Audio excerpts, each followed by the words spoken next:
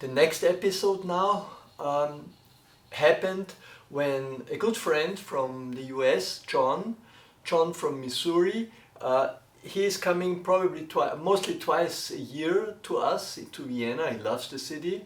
And John came and he started just at the moment, I think it was in January 24 or December 23, I started to clean up and to start with a transport or with a cleaning up situation in my studio. It was horribly packed. And John was there and took his cell phone out of the pocket and started to record that and made a movie. So it's a portrait format, what you can see, and that's just the footage what we collected later together to see this moment of time.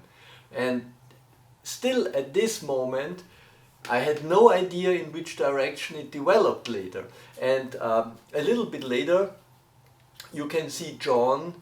I made a special episode only for John to explain what it is about his history. It comes a little bit later. Okay, just an intro that you know what is these next parts of episodes are coming from. And you see me here in my nice long underpants sitting, but a famous Austrian painter, Friedensreich Hundertwasser, he loved to run around in long underwear. I know that because one of his best friends, Oreste, I met him in Italy, it's an old friend of my father's family, and he told me all the stories. So, viel Vergnügen, have fun.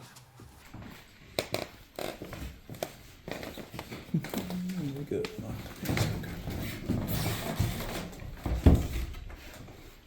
And I'm curious with some of these. That was the dream story. One world up, one world down, so you could turn it around. That was the idea. So like you could see it both directions: daylight, nightlight, warm, desert, cold, north, whatever, imagination. And it was like inspired, so like the wheel of life or some whatever, I didn't know that. Later I've seen there is some, by the Indian tribes, they have some round circle of, I don't know how they call it, the circle of life. The circle of life. Yeah, the dream catcher is more the Australian direction, but this was... Native American, yeah, maybe that's, they call it Dreamcatcher or whatever.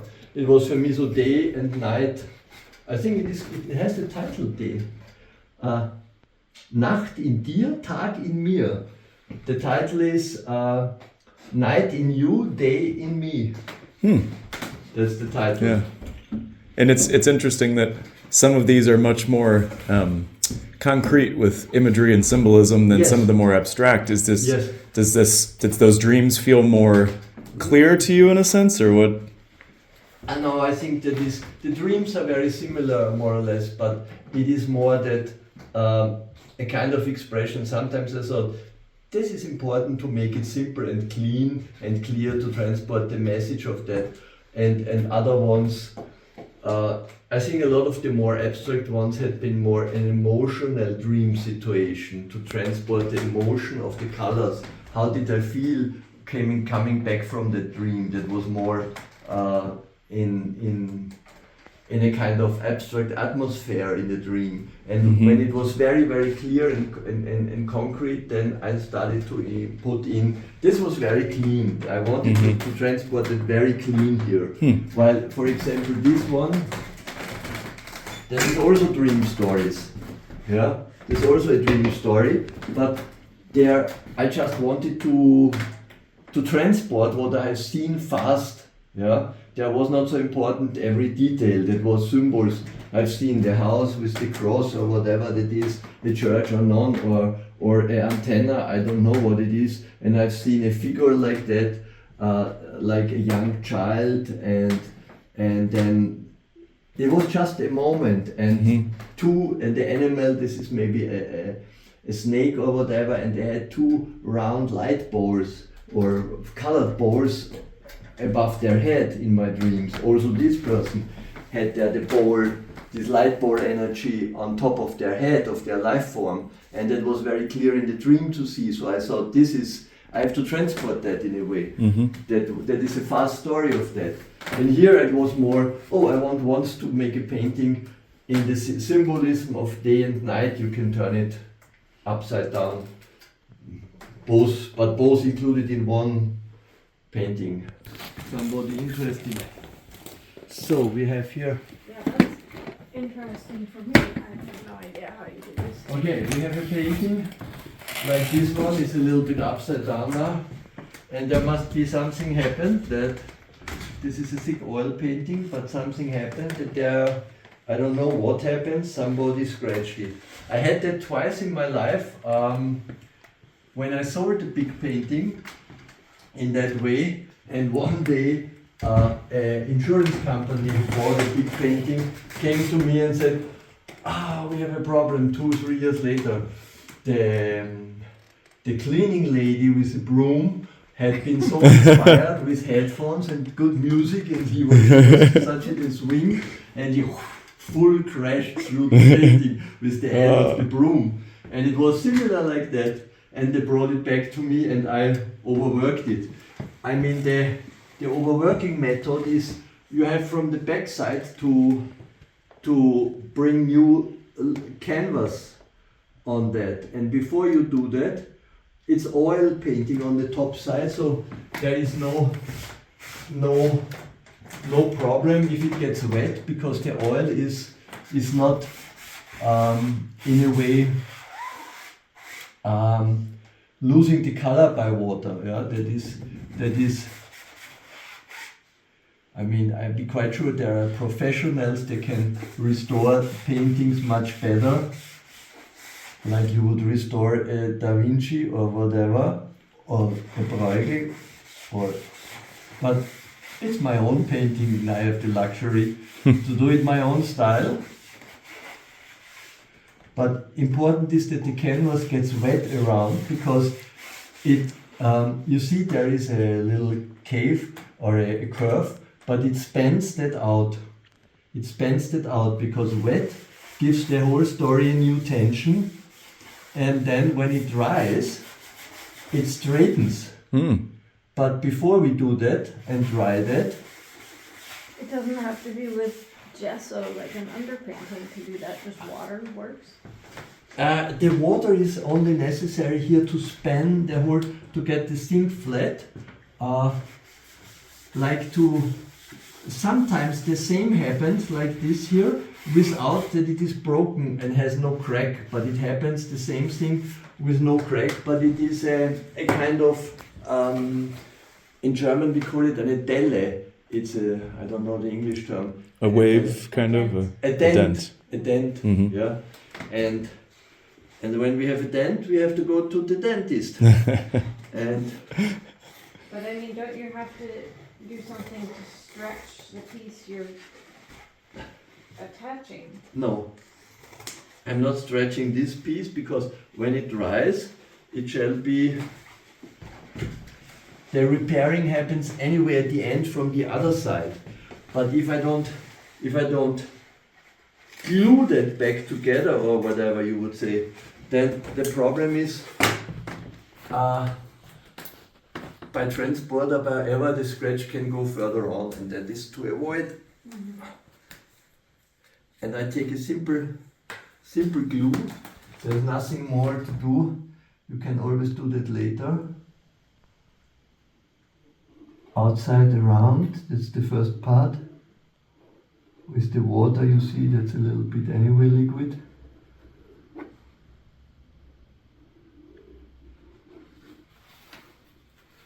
And here, it's the easiest, take the outside too. And it has to get repaired with oil color on the front side. So the oil color anyway dries then. But as I once said, if you remember, Picasso had in his studio in the Côte d'Azur pigeons flying around wild, and when he got asked one day, is it not horrible if they shit on your paintings? He said, no, that's now a part of the artwork. and this is also now a part of the artwork. This. It's from the top side. You see, it's not perfect at the moment. It's still the scratch is there. We don't try to improve that much better. It's just there, and it has to just glue and dry this way, and we can span it at the end. It gets complete flat, and then it gets this part overworked with a little bit of the same oil color, and I know my style, so I can restore it, I think, very good. And if it is a little bit different, then it's a little bit different, and we make a new documentation. Well, and something you mentioned the other day about having a signature kind of, you know, and It's also torn here. Oh, that's a new one. yeah, so We have a second another one. overwork. But kind of with the pigeons in the same way, maybe that just, you know, added to the signature. So really, no matter kind of what you do to the painting, as you kind of mentioned, it still is done with your hand, so it still is kind of your signature. So the painting More or still, less, yeah. As long as you have the meaning and say it fits to. If you agree with the composition at the end and say it's inequality, what you say you can what is the term? You can say I be responsible for the quality of that. That is the point. This kind of artwork of painting is finished. It can go out in the world now. Then, as long as you personally can agree with that, it's fine. I personally cannot agree with the whole. That doesn't fit to that kind of painting in my mind. That's why it needed for my personal interest this little repairing there now. But it maybe makes it even better and a more interesting artwork because... If we keep the holes. No, not keeping the holes. The fact that you repaired it makes it more interesting than if it hadn't been repaired because it's got a whole new level of art attached. Mm-hmm. Yeah, could be. We as you know, that is like the paintings when I start to use old fabric. What I saw this interesting to work on different. When I Like sometimes the painting on the bed sheet. and the bed sheets, yes, I got bed sheets. They had been in a very, very perfect quality from the linen. They had been super quality, old, but not scratchy, nothing, really good. And I thought, cool, it's a perfect material. And the people threw them away and said, I don't need that. I don't know who gave me that once, my cousin or my grandma or whatever said this. They said, Paul, it's a super quality. It's a material of linen what they don't produce anymore that today. You can't buy. You can buy it. even and I thought that's the best material to put it as a canvas on. And I did, and it worked super good. I have not many of them because I didn't get a bunch. I got maybe 5 bed sheets and I used them up and said, cool, that's a really good material.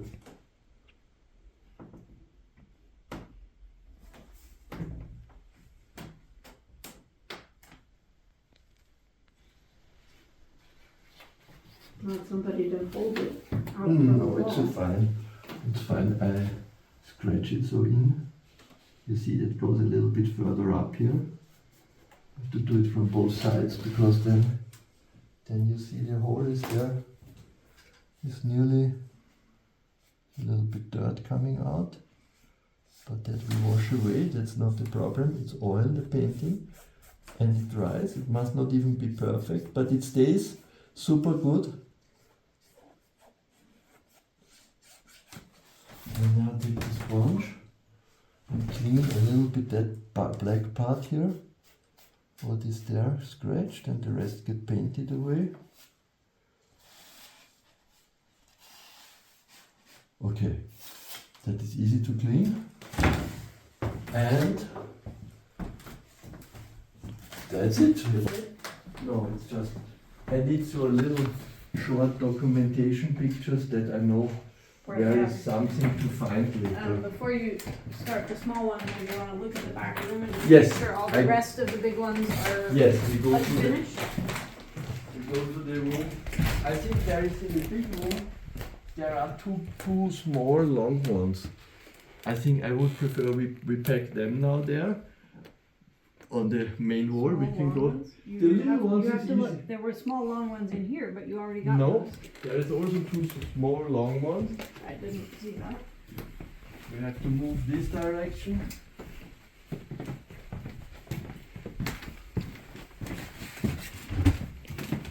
This way. Oh, John has a comfortable chair here. Do you see these two ones here on the back side? These ones. I thought those were unfinished. No, I think the two ones. This one. I cannot change anything anymore. It's called Because it's Corona. Yeah. Corona Yes, is yes, I it mean, has to be finished. the way it is. 2005. Corona, gib acht. That means Corona, be careful. That It's a would- that would give warning. you a good- 2005. That will give you a good reputation for your dream paintings predicting the future. It's always the time. I had so many times dreamt about the future. And some years later, exactly that happens. It's all the time the same. So I So never... this is a finished. This is finished because this is an evident 2005 Corona gib acht. Yeah, it's documented that I painted that to that this 15 years before the crazy story happened. Why I call it Corona and why the title is Gib acht in German. It means be attention. Corona, attention. Be careful. So it's like kind of warning. Yeah, strange. Yeah, can you carry that one? Then I carry the other one, the green one, I think. And I don't know if these two ones, I would pick maybe this one too. Yeah, let's see. Those are finished or unfinished? This is unfinished. This is a nice of bubble background. This three one is a part what I could say that they fit together. Okay. This is a time I take this one. We could put that. These three ones are fine. This one is an unfinished. This is a nice wallpaper decoration. There is not enough there, and there is two wallpaper. This maybe has a story, but this one goes there. Oh, mamma mia! Why you produce so much that the rooms are so filled up that you cannot even move around here? That's always. Bist du deppert? Bist du deppert, as we say in German. Was bedeutet das? Bist du deppert bedeutet, the direct translation would mean, are you crazy? Are you an idiot? But it's not meant to somebody else, it means to myself. Bist du deppert? That means, how crazy what I did there over the years. Why did I fill it up with so much artwork? What is this for a kind of lifestyle what I did? This is called Bist du deppert, what I have done.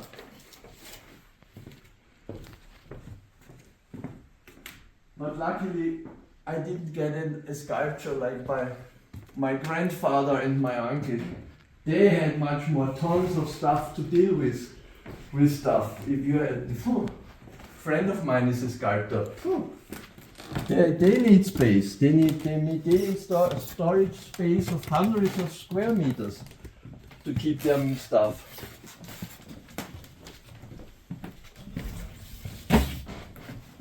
Doing that. Achtung.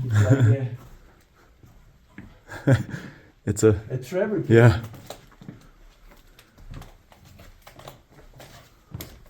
Okay, this one is here. This one is there.